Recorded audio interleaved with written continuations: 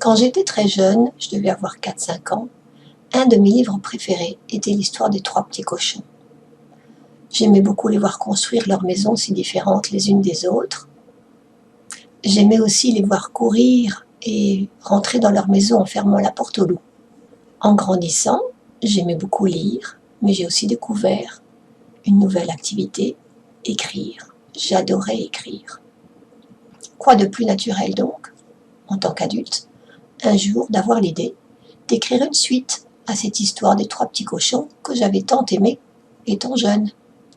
J'ai donc écrit Les 3 petits cochons déménagent. Je vous propose un petit jeu à 3 questions à choix multiples pour découvrir une partie du contenu de cette nouvelle histoire, de cette suite aux 3 petits cochons que nous connaissons tous. À tout de suite.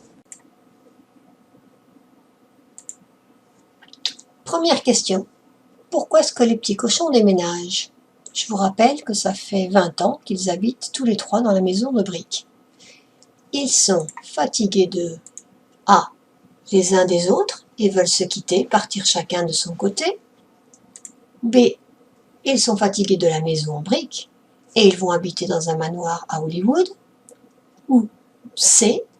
Ils sont fatigués du loup qui les harcèle toujours et ils partent se porter bénévoles avec la SPCA, qui est la Société pour la prévention de la cruauté envers les animaux. Je vous laisse réfléchir. A, B ou C d'après vous? Qu'est-ce qui vous paraît le plus probable? Alors la réponse est l'option A.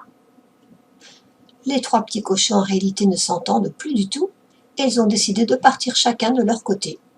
Non plus chercher fortune comme dans l'histoire initiale, mais ici c'est pour chercher le bonheur. Question 2. Qu'est devenu le loup? Il s'est marié avec maman cochon, option A. B. Il est de retour en ville pour se venger, soit C. Il est devenu le meilleur ami des 3 petits cochons. Alors, qu'est devenu le loup? A, B ou C d'après vous? La bonne réponse est C. Il est devenu le meilleur ami des 3 petits cochons. Il ne s'appelle d'ailleurs plus le grand méchant loup, mais Loulou. Il va apporter un grand élément de mystère et de suspense tout au long de l'histoire. Et il est d'ailleurs le meilleur ami en particulier d'un des petits cochons, mais je ne vous en dis pas plus. Troisième et dernière question. Qu'est devenue maman cochon? Alors maman cochon n'était pas vraiment présente dans l'histoire initiale, mais ici elle va l'être, et beaucoup. Alors option A. Bien qu'elle aurait aimé être mariée au loup, elle est célibataire. Elle est activement à la recherche d'un partenaire. Soit B. Elle s'est découvert un talent naturel pour le coaching de vie. Ou alors C. Elle tient un hôtel, un Airbnb. Alors A, B ou C pour maman cochon? La bonne réponse est B. Elle s'est découvert un talent naturel pour le coaching de vie et elle va en faire bon usage dans mon histoire, ce qui va nous apporter des moments touchants, profonds, où on va se poser des questions, réfléchir, avec des dialogues intéressants entre elle et probablement les 3 petits cochons, n'est-ce pas?